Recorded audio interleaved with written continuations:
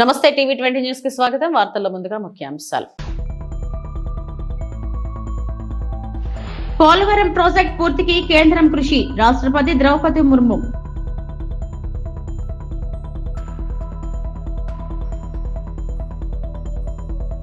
వాసవి కన్యకా పరమేశ్వరుడికి పట్టు వస్త్రాలు సమర్పించిన సీఎం చంద్రబాబు.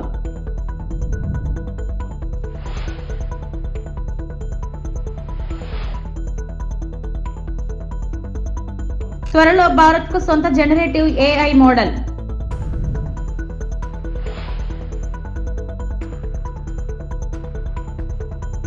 పార్లమెంట్ బడ్జెట్ సమావేశాలు ప్రారంభం సందర్భంగా భారత రాష్ట్రపతి ద్రౌపది ముర్ము తన ప్రసంగంలో పోలవరం ప్రాజెక్టు గురించి ప్రస్తావించారు. ఆంధ్రప్రదేశ్లోని పోలవరం ప్రాజెక్టు నిర్మాణానికి కేంద్రం కట్టుబడి ఉందని ఆమె అన్నారు. ఇందుకుగాను కేంద్రం 12,000 కోట్లను కేటాయించిందని వెల్లడించారు. पोलावरम सिंचाई परियोजना को पूरा करने के लिए 12,000 करोड़ रुपया की अतिरिक्त राशि भी स्वीकृत की गई है।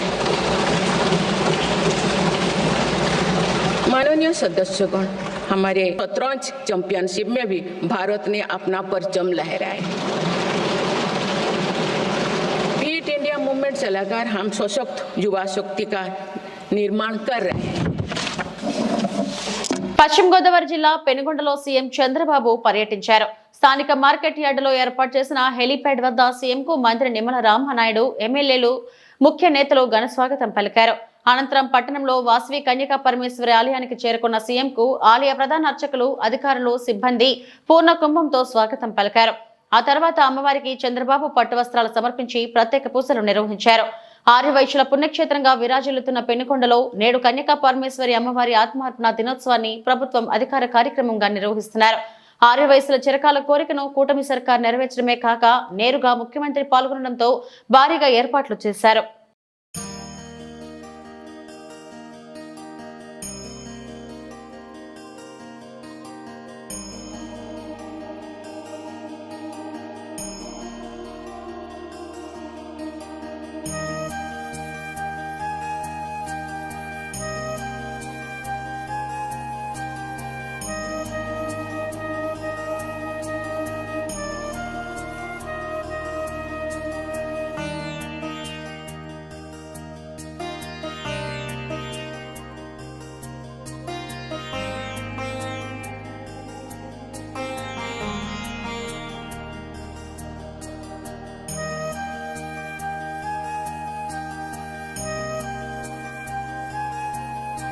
రెండు 2600 ఏళ్ల క్రితం ఈ తల్లి చరిత్ర అందరం కూడా ఒకసారి స్మరించుకోవాల్సిన అవసరం ఉంది. ఒకసారి ఆ చరిత్ర తెలిస్తే మనం కూడా త్యాగాలకు ఏ విధంగా విలువిస్తామో అర్థం అవుతుంది. ఇక్కడే మీరు చూస్తే 2600 సంవత్సరాల కంటే ముందు పెనుగొండ పాలకులు ఆర్య వైశ్యులైన కుసుమ శ్రేష్ఠి కుసుమాంబ దంపతులకి పుట్టిన కుమార్తె వాసవి కన్యకా పరమేశ్వరి. ఆ తల్లిని చూస్తే భగవంతుడు ఆశీస్సులతో పుట్టినటువంటి తల్లి, కలియుగ దేవత కన్యకా పరమేశ్వరి అని చెప్పి కూడా మీకు తెలియజేస్తున్నా. దేవుణ్ణి చూసినప్పుడు ఒక వరం ఇచ్చాడు. ఆ వరం ప్రకారమే ఆమె ఇక్కడ పుట్టింది. పుట్టడమే కాదు, గుణవంతురాలు, తెలివైనది, సమాజం పట్ల అత్యంత బాధ్యత కలిగినటువంటి వ్యక్తిగా పుట్టుకతోనే లక్షణాలతో పుట్టి ఆవిడ పెరిగే పరిస్థితికి వచ్చింది. అలాంటి ఆడబిడ్డ ఆ రోజుట్లోనే రాజమహేంద్రవరాన్ని పరిపాలించే విష్ణువర్ధుడని రాజు పక్కనే పరిపాలించేవాడు. ఈవిడ గుణగణాలు తెలుసుకుని ఆయన ఈవిడ్ని పెళ్లి చేసుకోవాలని వాళ్ళ తండ్రితో సంప్రదించే పరిస్థితికి వస్తారు. కానీ ఆ రోజు చూస్తే 714 మంది గోత్రీకులు కుసుమ శ్రేష్ఠి దీనిపైన అడగ్గా వాళ్ళకు సంబంధించిన వ్యక్తులు 102 మంది గోత్రీకులు అంగీకరించలేదు. ఆవిడకి కూడా ఇష్టం లేదు. ఇష్టం లేనప్పుడు ఆవిడ పెళ్లికి నిరాకరించింది. దానిపైన ఆ రోజుట్లోనే మనం చూసాం. ఎవరైతే విష్ణువర్ధనుడు ఆగ్రహం చెంది నాలాంటి వాణ్ణి కాదంటారని ఎక్కువ ఆగ్రహాన్ని పెంచుకొని ఏం చేయాలో చేస్తానని చెప్పి ఇష్టానుసారంగా మాట్లాడే పరిస్థితికి వచ్చింది. ఒక పక్క తల్లికి ఇది ధర్మం అని తెలుసు, న్యాయం పైన నిలబడాలని తెలుసు. కానీ అదే సమయంలో సాంప్రదాయానికి కట్టుబడి తన వల్ల రక్తపాతం జరగకూడదని వాసవి దేవి అగ్ని ప్రవేశం చేశారు. శాంతిని కాపాడాలని ఆత్మ బలిదానం చేశారంటే అది తల్లి చూపించిన చొరవ. 2600 సంవత్సరాల కంటే ముందు ఆవిడతో 102 మంది గోత్రీకులు కూడా ఆత్మార్పణ చేశారు. అంటే మనందరం గుర్తుపెట్టుకోవాల్సింది, ఆ రోజుల్లోనే యుద్ధాలు జరిగేటివి, రక్తపాతం చిందించేవాళ్లు. కానీ ఒకే నిర్ణయం చేసి, నా వల్ల సమాజానికి ఎక్కడ కూడా హింస రాకూడదు, ఎవరికి కూడా ఇబ్బంది కలగకూడదని ఆ దేవి ఆ రోజు ఆత్మార్పణ చేసే పరిస్థితి వచ్చింది. ఆ తర్వాత మీరు చూస్తే మహిషాసుర మర్దిని ఆలయంలో అమ్మవారి రూపంలో వాసవి దేవి దర్శనమిస్తే అక్కడి నుంచి వాసవి కన్యకా పరమేశ్వర అమ్మవారి దేవాలయంగా అమ్మవారిని ఆర్యవసులు దేవతగా కొలిసే పరిస్థితికి వచ్చారు. భారతదేశం సొంత ఏఐ మోడల్ లాంచ్ చేయాలని ఆలోచిస్తుందని central IT minister Ashwini Vaishnaw తెలిపారు. ఒడిశా రాష్ట్రంలో జరిగిన ఓ కార్యక్రమంలో ఆయన ఈ విషయాన్ని ప్రకటించారు. సెక్యూరిటీ దృష్ట్యా చైనా డిస్పిక్ త్వరలో ఇండియా సర్వర్లో హోస్ట్ చేస్తామన్నారు. Our country, India, definitely will play a major role in it. Definitely we will, because we have very strong software capabilities, we have very strong innovative innovation ecosystem. So we will play, our country will definitely play a major role in it. Yes, AI models will and the entire ecosystem will become very distributed, that's for sure. What will be important in the way forward is how we use AI. What's the best applications that we can create? That will become really, really important in the coming days. But the world definitely recognizes India as a major talent pool, and I'm sure you would have seen those parliament questionnaire, the answers that we had given in the parliament questions. Nandyal జిల్లా ఆళ్లగడ్డ రాష్ట్ర ముఖ్యమంత్రి నారా చంద్రబాబు నాయుడు రాష్ట్రంలో రోడ్ల అభివృద్ధికి గాను 864 కోట్ల రూపాయల నిధులను ప్రభుత్వం కేటాయించడం జరిగిందని రహదారులు భవనాల శాఖ చీఫ్ ఇంజనీర్ శ్రీనివాస్ రెడ్డి తెలిపారు. ఆళ్లగడ్డ మండలంలోని అహోబిలంలో నిర్మిస్తున్న R&B రోడ్ల నిర్మాణం పనులను జిల్లా అధికారులతో కలిసి గురువారం ఆయన ఆకస్మికంగా తనిఖీ చేశారు. అనంతరం ఆళ్లగడ్డ అతిథి గృహంలో మీడియాతో మాట్లాడుతూ రాష్ట్ర వ్యాప్తంగా మొత్తం 19,716 కిలోమీటర్ల మేర దెబ్బతిన్న రోడ్లను మరమ్మతు చేయాలని ముఖ్యమంత్రి నిర్దేశించడం జరిగిందని, అందులో ఇప్పటి వరకు 1,1800 కిలోమీటర్ల రోడ్లను మరమ్మతులు పూర్తి చేయడం జరిగిందన్నారు. ఇంకా మిగిలిన కిలోమీటర్లను వాతావరణ పరిస్థితుల దృష్ట్యా కొంత ఇబ్బంది జరిగిందని, ఫిబ్రవరి 7 లోపు మిగతా బ్యాలెన్స్ ఉన్న నిర్మాణం పనులను పూర్తి చేస్తామని R&B chief engineer Srinivas Reddy తెలిపారు. ఈ కార్యక్రమంలో డిఈ సుబ్బారాయుడు, ఏఈ దస్తగిరి తదితరులు పాల్గొన్నారు. డిసెంబర్ 2వ తేదీన మిషన్ పార్ట్వోల్ ఫ్రీ అన్నది కార్యక్రమాన్ని ప్రారంభించారు. అందులో గవర్నమెంట్ 864 కోట్లతో 19,716 కిలోమీటర్లను స్టేట్ హైవేస్ను MDRలను కలిపి పార్ట్వోల్ ఫ్రీ చేయాలని ఆదేశించారు. అందులో ఈరోజు వరకు 11,800 కిలోమీటర్లు పార్ట్వోల్ ఫ్రీ చేశాము. సో యాక్చువల్గా ఒరిజినల్గా సారు ముఖ్యమంత్రి గారి ఆదేశాలు అయితే సంక్రాంతికి పూర్తి చేయాలన్నది మా టార్గెట్ కూడా, డిపార్ట్మెంట్ టార్గెట్ కూడా ఉంది. కానీ కొన్ని వాతావరణం అనుకూలించకపోవడం వల్ల, సైక్లోన్ రావడం వల్ల కొన్ని జిల్లాల్లో పూర్తి చేయలేకపోయాము. అందుకని ఇప్పుడు 7 ఫిబ్రవరికి అన్ని రోడ్లు కూడా పార్ట్వోల్ ఫ్రీ చేయాలని మళ్ళీ రీటార్గెట్ చేసినాము. 7వ తేదీకి అన్ని రోడ్స్ కూడా పార్ట్వోల్ ఫ్రీ చేస్తాం. ఇది మనము ఆళ్లగడ్డ అహోబిలం రోడ్లో 286 లక్షలతో సిమెంట్ రోడ్డు పని జరుగుతూ ఉంది. అందులో ఒక కల్వర్ట్ కూడా కొత్తగా కన్స్ట్రక్ట్ చేసేది దాంట్లో ఉంది. అది కల్వర్ట్ కన్స్ట్రక్షన్ అయిపోయింది. సిమెంట్ రోడ్డు పని జరుగుతూ ఉంది. అది ఈరోజు పరిశీలించడం జరిగింది. తన జీవితంలో ఇవి ఉద్విగ్న భరిత క్షణాలని పదవి విరమణ వీడ్కోల్ పరేడ్ సభలో డీజీపీ ద్వారకా తిరుమలరావు వ్యాఖ్యానించారు. దశాబ్దాలుగా అంటిపెట్టుకుని ఉన్న యూనిఫామ్ ఇకపై ఉండదు అనేది ఎమోషన్ గా అనిపించిందన్నారు. విధి నిర్వహణలో ఎన్నో సవాళ్లను ఎదుర్కొన్నారని చెప్పారు. పోలీసుల పనితీరు మెరుగుపరిచేందుకు సంస్కరణలు తెచ్చినట్లు తెలిపారు. క్రమశిక్షణ, నిజాయితీ, సంకల్పం కలిగి ఉంటే మంచి ఫలితాలు వస్తాయన్నారు. తనకు డీజీపీగా అవకాశం కల్పించిన సీఎం చంద్రబాబుకు ధన్యవాదాలు తెలిపారు. విధి నిర్వహణలో లేనప్పటికీ తన మనసు పోలీసుల చుట్టూనే ఉంటుందన్నారు. మీడియా మిత్రులు అందరికీ హృదయపూర్వక నమస్కారాలు, శుభాభినందనలు తెలియజేసుకుంటా ఉన్నాను. చక్కటి కవాతు ప్రదర్శన ఇచ్చినటువంటి ఏపీఎస్పి ఆర్మ్డ్ ఫోర్సెస్కి, బ్యాండ్ పర్సనల్కి అందరూ కూడా శుభాభినందనలు తెలియజేసుకుంటా ఉన్నాను. ఈరోజు డీజీపీగా పదవి విరమణ చేయటం ఒక అంశం అయితే 35 సంవత్సరాల ఇండియన్ పోలీస్ సర్వీస్ నుంచి నిష్క్రమణ చెందటం అనేది ఇంకా ప్రత్యేకమైన విషయం. ప్రతిష్టాత్మకమైనటువంటి ఇండియన్ పోలీస్ సర్వీస్ నుంచి 35 సంవత్సరాలుగా సాగిన ప్రయాణం నా మదిలో ఎన్నో ఆలోచనలు, ఉద్విగ్నభరిత క్షణాలు, ఈ సర్వీసు, ఈ ప్రయాణం, ఈ ప్రస్థానానికి సంబంధించిన ఈ తాలూకు జ్ఞాపకాలు వెళ్తున్నాయి. ఈరోజు ఉదయం యూనిఫామ్ ధరిస్తుండగా అదొక ప్రత్యేక అనుభూతి. సర్వీస్ మొత్తం యూనిఫామ్డ్ అసైన్మెంట్లో లేనప్పటికీ దశాబ్దాలుగా శరీరాన్ని అంటుకొని ఉన్నటువంటి యూనిఫామ్ ఇక రేపటి నుంచి లేదు కదా అనే ఆలోచన, అది ప్రత్యేకమైన ఎమోషన్. బాధలను, సంతోషాలను, ఇది ఒక ఎమోషన్. ఖచ్చితంగా సాటిస్ఫైయింగ్ అని అనగలను. ఈ సందర్భంగా మీరు అందించిన, ఇన్ని సంవత్సరాలుగా అందించిన సహకారాన్ని జ్ఞప్తికి తెచ్చుకుంటూ, నా ఆలోచనలు, అనుభవాలు పంచుకుంటూ మీ అందరి దగ్గర సెలవు తీసుకునే ప్రయత్నం. ఆధునికీకరణ, విస్తరణ తర్వాత విశాఖ స్టీల్ ప్లాంట్ కు ఆర్థిక కష్టాలు మొదలయ్యాయని కేంద్ర ఉక్కు మంత్రి కుమారస్వామి తెలిపారు. విస్తరణ కోసం బ్యాంకుల నుంచి తీసుకున్న అప్పులు భారంగా మారాయని చెప్పారు. ప్రైవేటీకరణకు వ్యతిరేకంగా పోరాటాలు ప్రారంభమైన తర్వాత ఉత్పత్తి తగ్గిందని అన్నారు. ఉక్కు నగరంలో ఆయన సహాయ మంత్రి శ్రీనివాస్ వర్మ, రాష్ట్ర మంత్రి అనగాని సత్యప్రసాద్, ఎంపీలు, ఎమ్మెల్యేలతో కలిసి మీడియా సమావేశంలో మాట్లాడారు. ప్రస్తుతం స్టీల్ ప్లాంట్ కు 35,000 కోట్ల అప్పులు ఉన్నాయని తెలిపారు. స్టీల్ ప్లాంట్ ప్రైవేటీకరణ జరిగదని, ప్లాంట్ ను పూర్తి స్థాయిలో అభివృద్ధి చేస్తామని చెప్పారు. ప్లాంట్ ను సమర్థవంతంగా నిర్వహించి నెంబర్ 1 ప్లాంట్ గా మారుస్తామని తెలిపారు. కేంద్ర ప్రభుత్వం ఇచ్చిన ప్యాకేజీని సమర్థవంతంగా వినియోగించడంపై రోడ్ మ్యాప్ సిద్ధం చేస్తున్నామని చెప్పారు.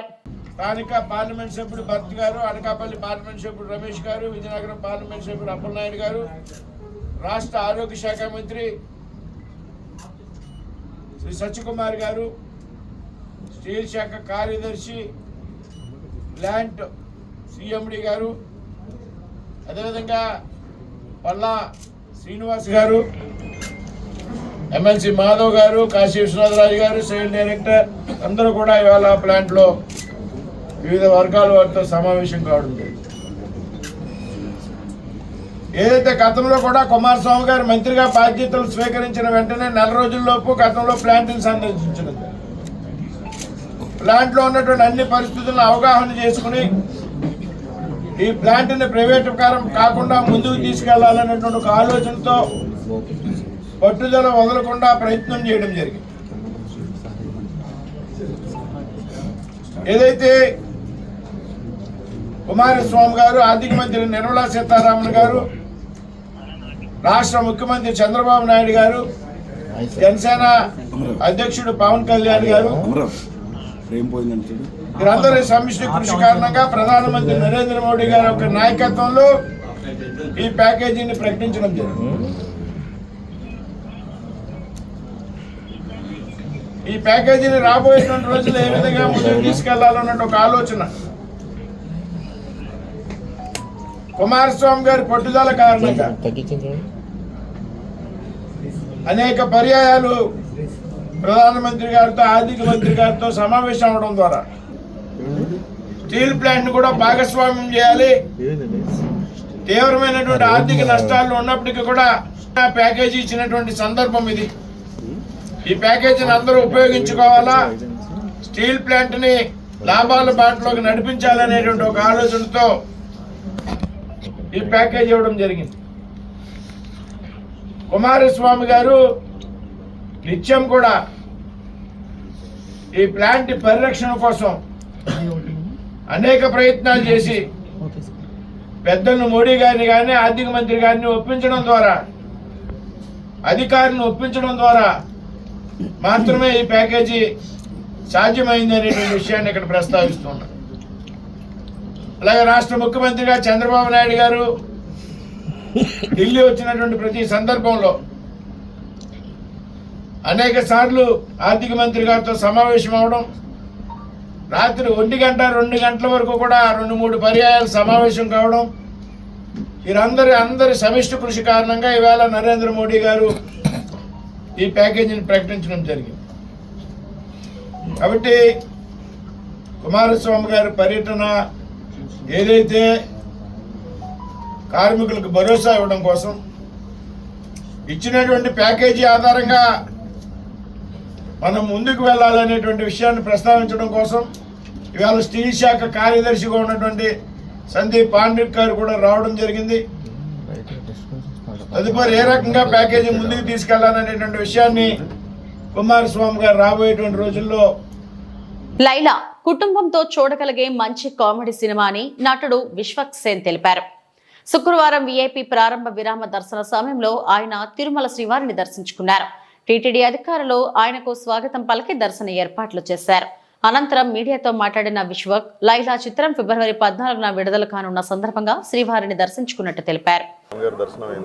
సో నాకు ప్రతి సినిమాకి ముందు అలవాటు పండే ఇక్కడ నైట్ అల్పిరి ఎక్కువ వచ్చి మార్నింగ్ చాలా బ్రహ్మాండమైన దర్శనం అయింది. సో 14 రిలీజ్ కాబట్టి మళ్ళీ రిలీజ్ తర్వాత కూడా లైలాకి రావడం జరుగుతుంది.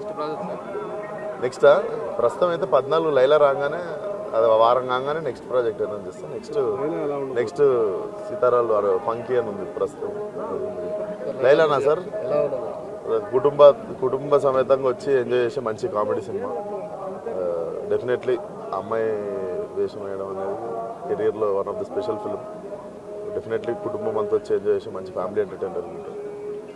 సో ఈరోజు ఇక్కడ రత్తమ్మ అనే సాంగ్ మన ఎస్వి కాలేజ్లో రిలీజ్ చేస్తున్నాము. ఫోక్ సాంగ్ 6వ తారీఖు ట్రైలర్ వస్తుంది. చెయ్యేరులోకి బోల్తా పడిన ఆటో అదృష్టవశాత్తు ప్రాణాపాయం తప్పింది. అన్నమయ్య జిల్లా నందలూరు మండలం టాంగుటూరు గ్రామంలోని చెయ్యేరు వద్ద ఈరోజు ఓ ఆటో ప్రమాదవశాత్తు రోడ్డుపై నుండి చెయ్యేరులోకి బోల్తా పడింది. అయితే ఆనందించదగ్గ విషయం ఏంటంటే ఈ ఘటనలో ఎవరూ గాయపడలేదు. జడవారిపల్లి నుండి ఇడిగపల్లి వైపు జీవాలను వదిలి తిరిగి వస్తుండగా ఈ ప్రమాదం జరిగింది. ఆటో డ్రైవర్ వివరించిన ప్రకారం అదుపు తప్పిన వాహనం చెయ్యేరులోకి వెళ్లినప్పటికీ ఎటువంటి ప్రాణ నష్టం జరగలేదు. టాంగుటూరు క్వారీ నిర్వాహకులైన రాంబాబు ఈ ఘటన గురించి తెలియగానే హుటాహుటిన సంఘటన స్థలానికి చేరుకొని తగిన ఏర్పాట్లు చేసి సమస్యను సత్వరం పరిష్కరించారు. స్థానికులు ఈ సంఘటనను చూస్తూ వాహనదారులు మరింత అప్రమత్తంగా ఉండాలని సూచిస్తున్నారు. అదృష్టవశాత్తు ఎటువంటి ప్రాణ నష్టం జరగకపోవడం అందరికీ ఊరట కలిగించింది. ఇవి ఇప్పటివరకు నా బులెటిన్ అప్డేట్స్. నమస్తే.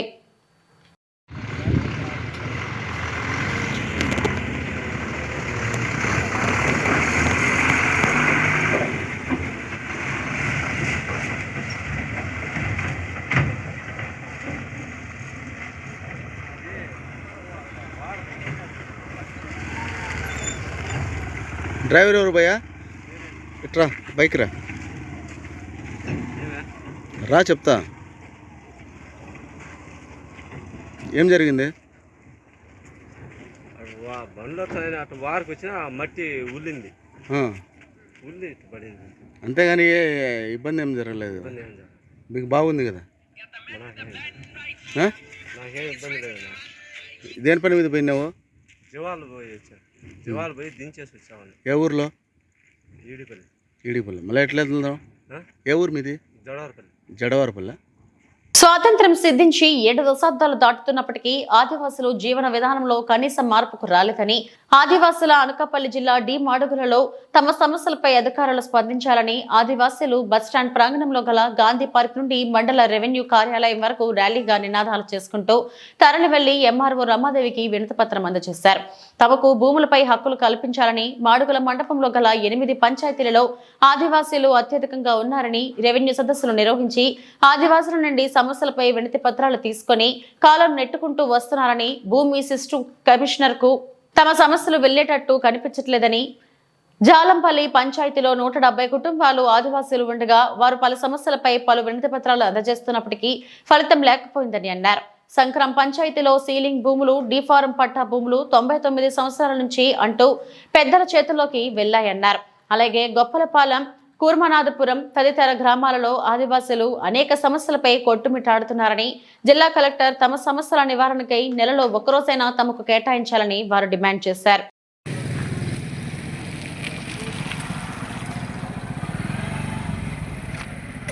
అనకాపల్లి జిల్లాలో 8 మండలాల్లో ఆదివాసీలు జీవిస్తున్నారు. అందులో వడ్డాది మాడుగుల మండలం చాలా కీలకమైంది.